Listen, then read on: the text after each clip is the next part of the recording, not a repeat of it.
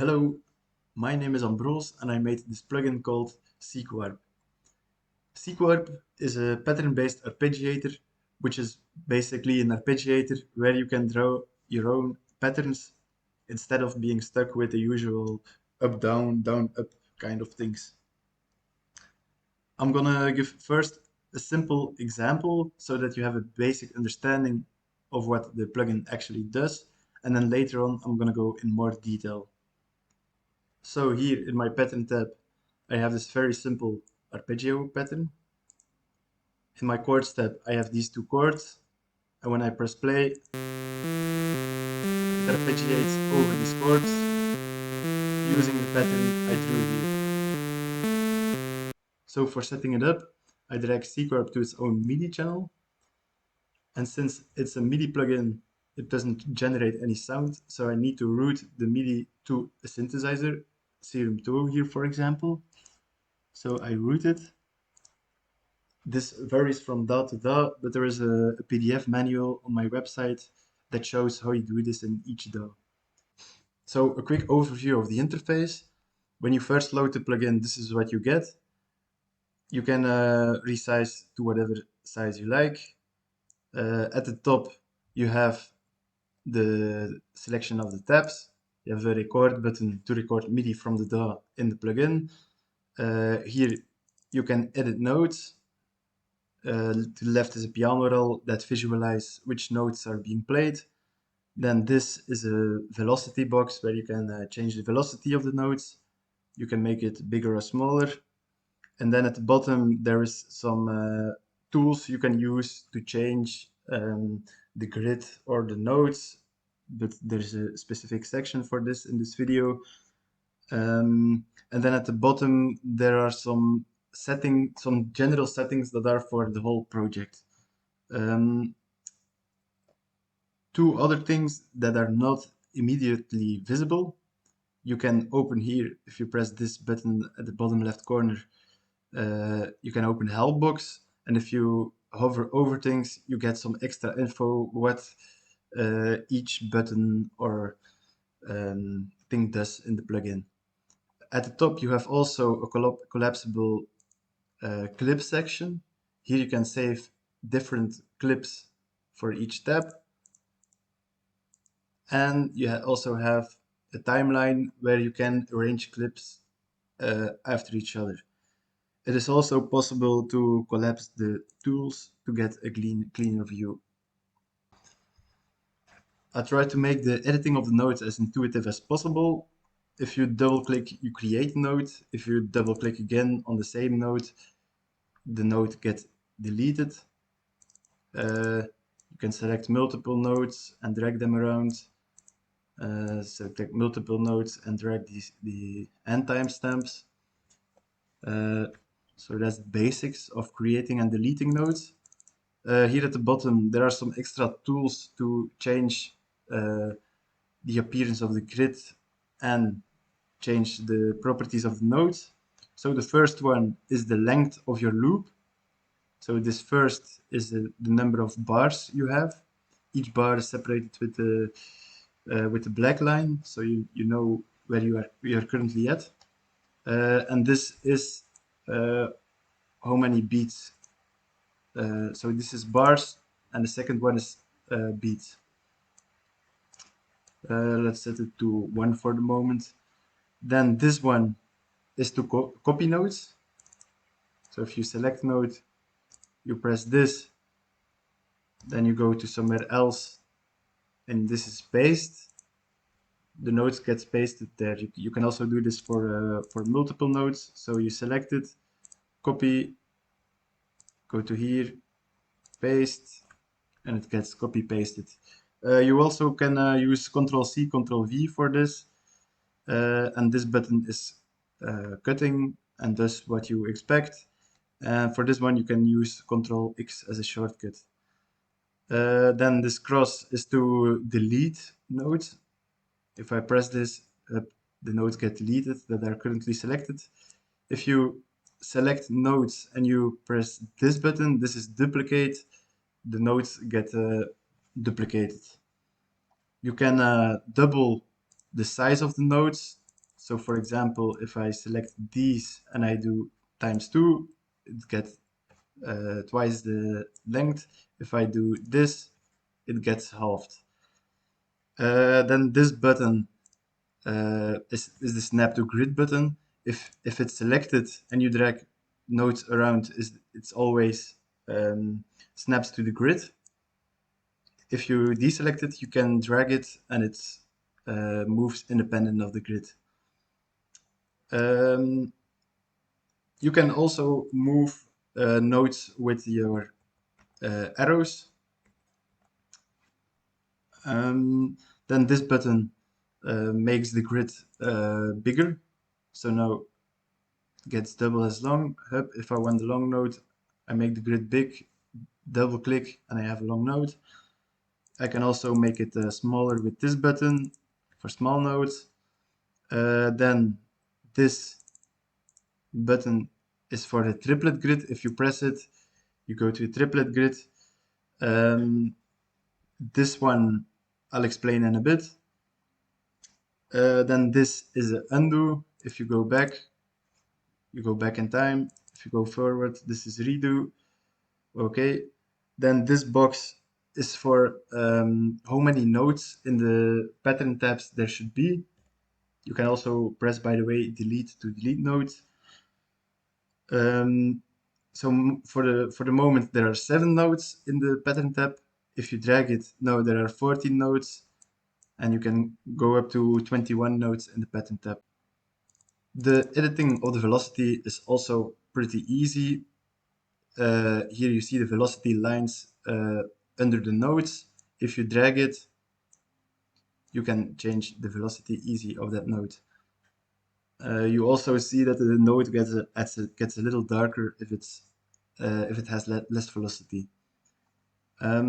There's also the option, this is this button I didn't explain earlier, to only change selected velocities. So for example, if I have 2 nodes on the same timestamp and I only want to change one of the velocities, I can do it like this, and only the selected node will change in velocity. In this section, I will show how you can route MIDI from the DAW to the plugin. As shown in the example before, you can do everything in SEQUARP itself. So you draw the pattern here, the chords here, and if you play, the arpeggiator will work as expected. Another option is to route MIDI from the DAW to one of the 2 tabs. The red dot below the symbol indicates to which tab the MIDI goes. By default, it goes to the chords tab, but you can also route it to the pattern tab by right-clicking the symbol. For now, I put it back to the chords tab. So I have here in Ableton a MIDI clip loaded onto the SEQUARP channel. And when I press play, you can see that the MIDI notes from the DAW get sent to the chords tab.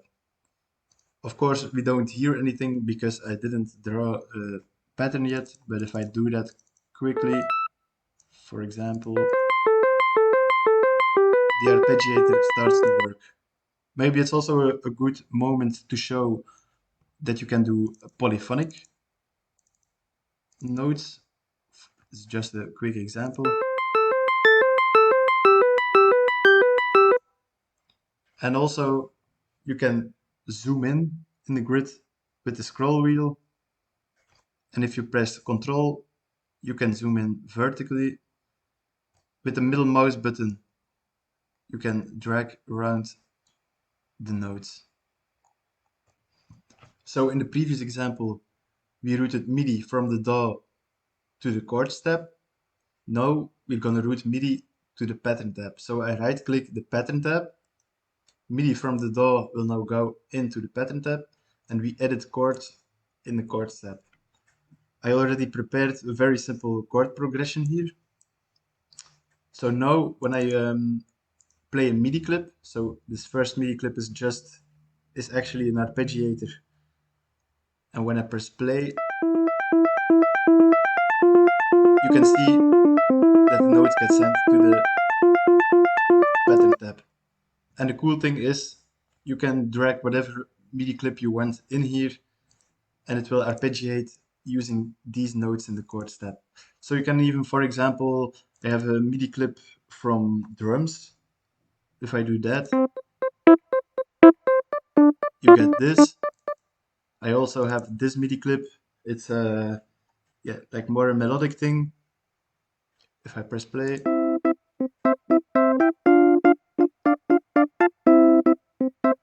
we get this. So it's also possible to record MIDI from your DAW into the plugin. So for example, if I want to record this drum MIDI sample into the plugin, first thing I need to do is set the length of my MIDI clip inside the plugin to the same length as the MIDI clip in my DAW. So let's say 2.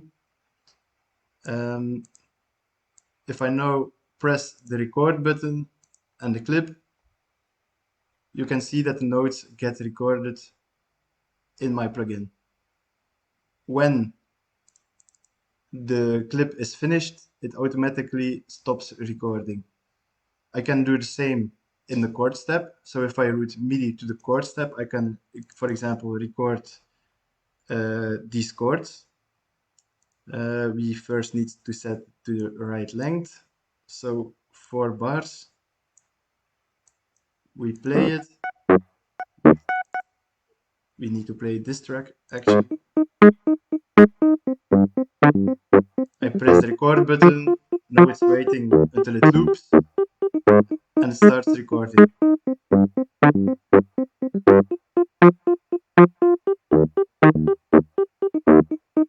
And it automatically stops. As I said in the beginning of this video, at the bottom you see some general settings. Those are settings that don't necessarily belong to one of the 2 tabs. The first one is swing.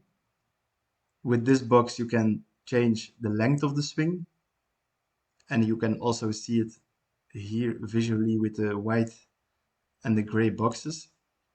If I increase the swing, you can see that the gray boxes get smaller, and this represents where the notes will be played. So everything in the white box will be dragged out, everything in the gray box will get smaller. So the second note will actually be played at this moment of time. Maybe it's better to just hear it. So playing, it just sounds like this. If I increase the swing, you get more this swing feeling, more extreme. I like it when you do it just a little bit, or you can even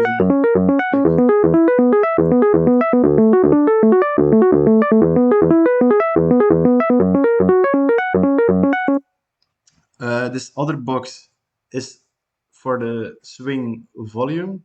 So you can also create the swing effect, not by the timing, but by the velocity of the note. So when you do this less, you see that the gray box becomes lower. And this means the counter note, so the note that's played in the gray area, will get less volume. And this also gives the sense of swing. So for example, if you combine the 2, you can add some kind of groove to the arpeggiator.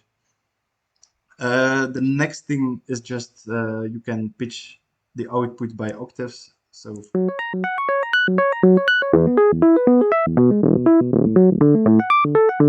that's pretty obvious. And then the last thing is you can choose the velocity of the output notes. So for the moment it's set to the pattern tab. So the output notes will have the same velocity as the notes in the pattern tab. You can also do if you press here, now the notes will have the velocity of the output tab, of the chords tab, or you can mix somewhere in between. Now it's 50-50. You see when I set it to the chord step, it's louder, and that's because here the volume is at 100%. So another thing you can do in SEQUARP is save multiple variations of your arpeggios or your chords. You do that by pressing this menu open. So now, this whole tutorial we have been editing in the first clip, but there are actually 16 more. So for example, if I want to make a variation on this arpeggio, we listen to it. Okay, that's cool. I press Ctrl C, I go here, I click at the beginning, Ctrl V, we have the same, and I can do like some small changes. I don't know, I just do something random like this. When I press play now,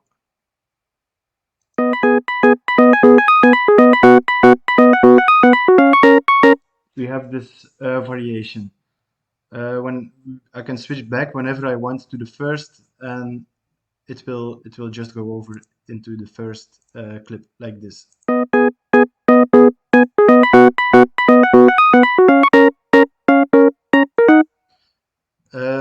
So if you want to use a timeline, you can arrange multiple clips after each other. You press here, use timeline. Now here I add another clip. I can press this and drag to number 2, and when I play now, it will first play the first clip, and then go to the second clip, and the lock view will lock the view to whatever clip is playing. So if I do this,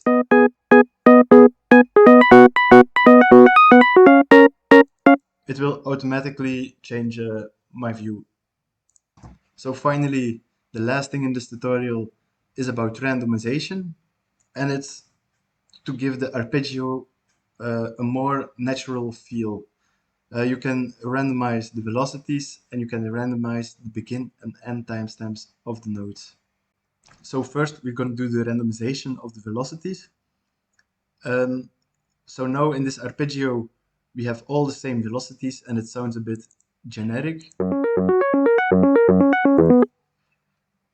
If I right click in the velocity box, you get this overlay. I'm gonna explain immediately what everything does, but for the moment, let's say okay. You see the notes are randomized.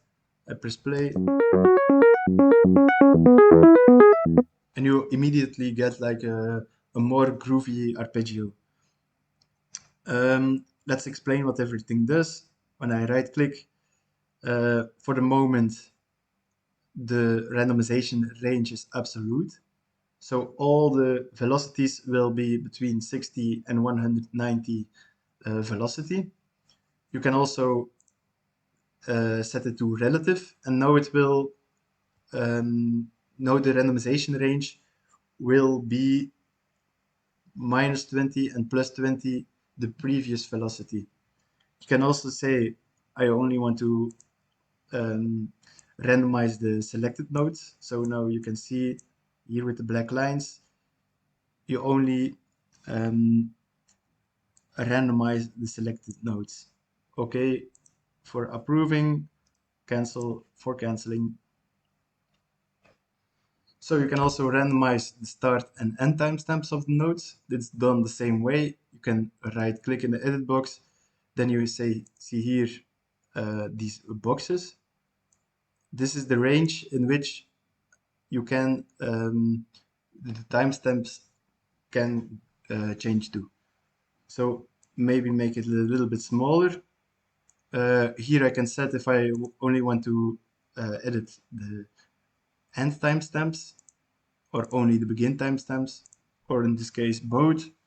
You can change the range to how much you would like. You can also do only for selected, but no nodes are selected, so we leave that. If I press okay, the notes change a little bit, and you get this more groovy feeling because it's not 100% on the beat. Another option is snap to grid. That's just snap to the current grid. You can change the grid size here, and you can see the lines where it will go. So then you can make put it back to the actual grid lines. You can do it 100%, or you can do it 50%. Then it will go a bit closer to the grid lines, but not completely. So this was my tutorial. I did my best to keep it short, but yeah, there is a lot to explore. If you have any questions or remarks, please feel free to contact me. I'll set my email in the description, and thank you for watching. Bye.